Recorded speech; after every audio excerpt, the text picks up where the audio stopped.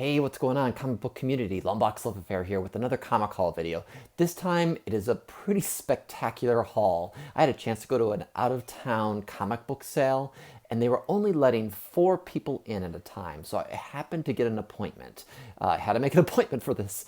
So I happened to get an appointment for the first round, which my FOMO would have been crazy if I couldn't get in for the first.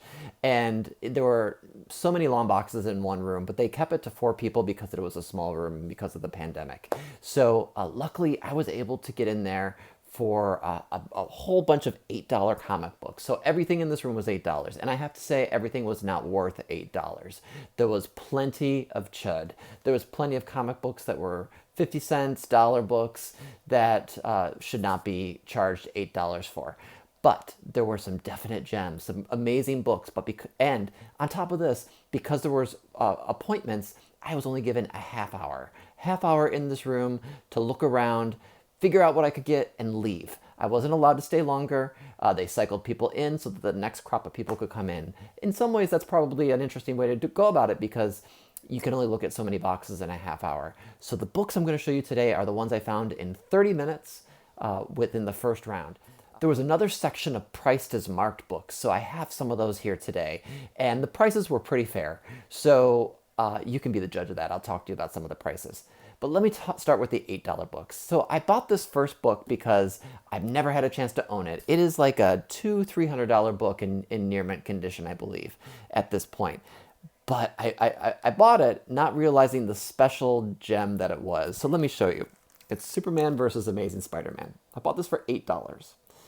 Now take a look and let me know if you see anything that catches your eye. We got Stan Lee's signature right there, right here. Stan Lee, 1976, signed this. So, I mean, how amazing is that? The book has a really nice Superman, Spider-Man, full back cover. I have not opened this yet, but it looks really nice. It's not tattered. It does have some staining, some aging color wear, but it's an old book. And at least from 1976 when Stan Lee signed it, but I'm not sure when this got released, probably somewhere around then.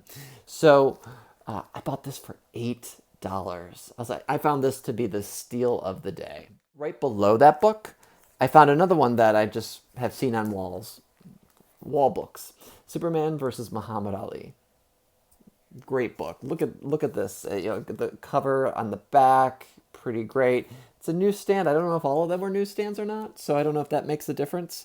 I'm not sure who the artist is. Is that Neil Adams? Yeah, that's Neil Adams' artwork.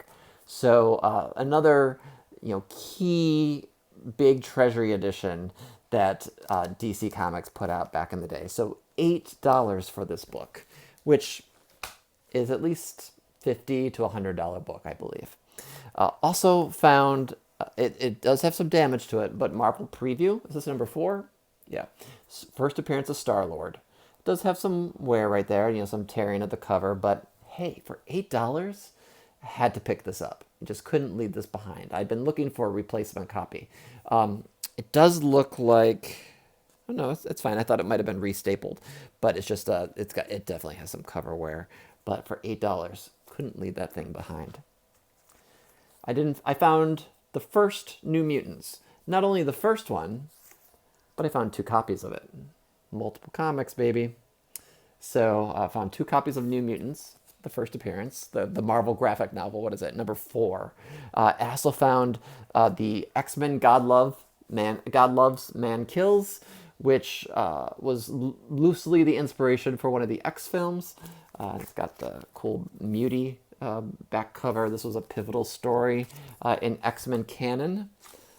Marvel graphic novel number 5. And I also found this, and I don't know the worth of this book, but it's a book I've always been interested in finding, and it's a Stan Lee, Jack Kirby, Silver Surfer story, and it's a graphic novel. It's thick. I'm definitely going to read this. It has some great Kirby artwork inside. I'm a big Silver Surfer fan. I just think this is a beautiful cover, very 70s. It's definitely one that I'm happy to bring into the collection. Okay, so for the regular comics, the rest of these are regular comics, and these are the $8. These are also $8. that the seller called Time. It was 30 minutes. I'm going to start with the last one I picked up first. This was the last one I just was rummaging through boxes really quickly, and I found this. Batman, 275 classic Joker cover. It is beat. Most of the books are in excellent condition, but this one is beat. And but still, $8 for this classic Neil Adams Joker cover. I like. Whew, I wonder what the value of this is, given the poor condition, but still. To have this is awesome. I mean, I am starting to pick up some key Batman covers and Batman titles, like First Ra's al Ghul. I do not have that book, but I'm open to it if I find the right deal. But this one is a good one to add to that collection. Also picked up X-Men 103.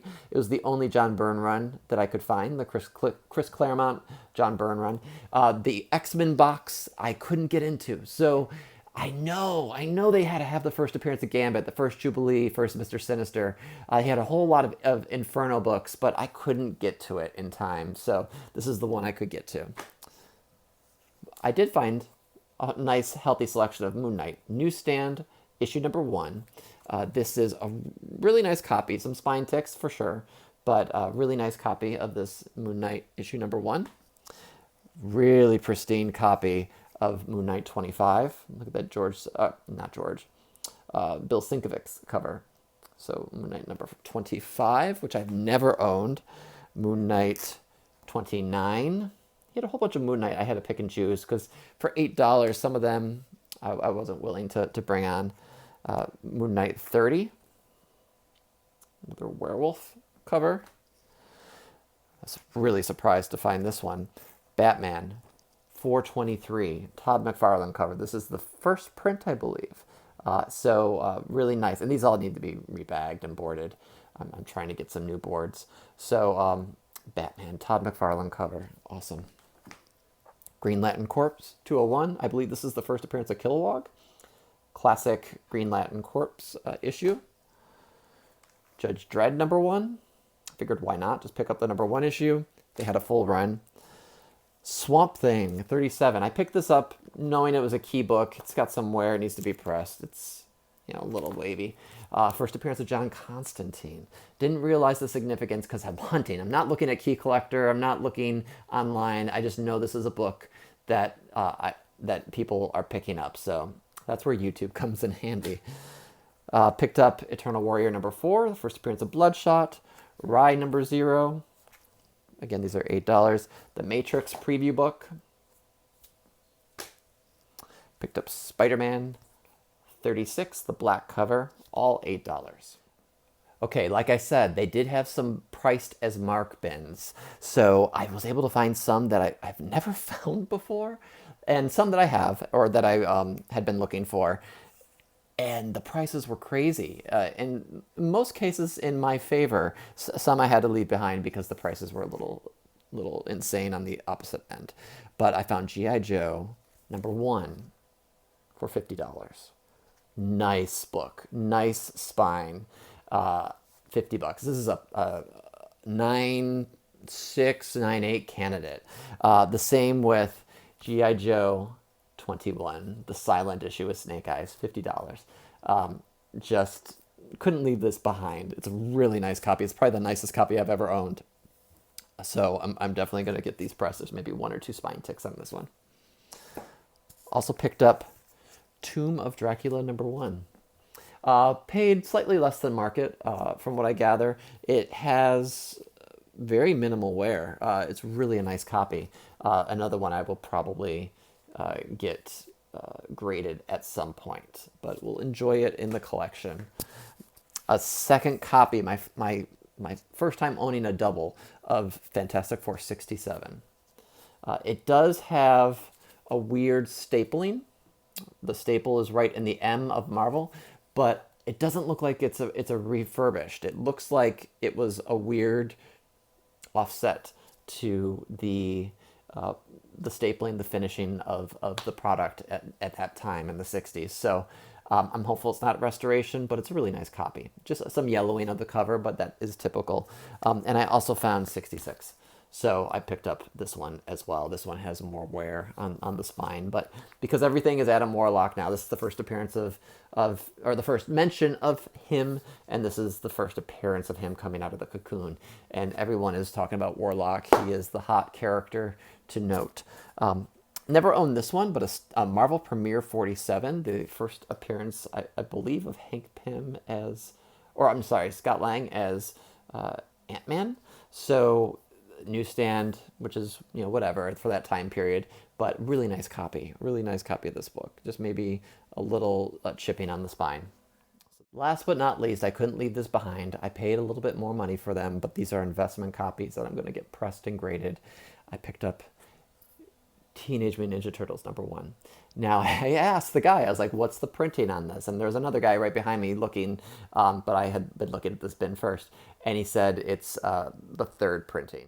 I picked up 2 copies, and they're both really nice. They're really nice copies. The back, it's got some of those thumbprints that happen on that black cover, as you can see, that hopefully come out in a press. But, first appearance of Shredder, first appearance of the Turtles, just an awesome book to have. I had a third printing that I sold right before the boom of this run, so I'm excited to welcome it back in doubles to the collection, and then who knows what I'll do with it.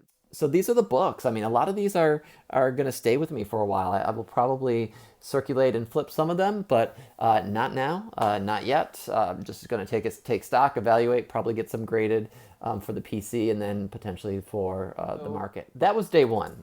Day 2, everything in the $8 bins was cut in half to $4. So I went back and I bought 67 more comics. So, and I had unlimited time. So I was there for about an hour and a half, almost 2 hours. That said, that's a haul video that is going to come up next. So stay tuned. Make sure you're subscribed. Hit that thumbs up button. Comment down below. Let me know what you think about my $8 finds today. Let me know what you think about the Price is Marked stuff, especially this Turtles. And I will see you next time. All right, thanks. Bye-bye.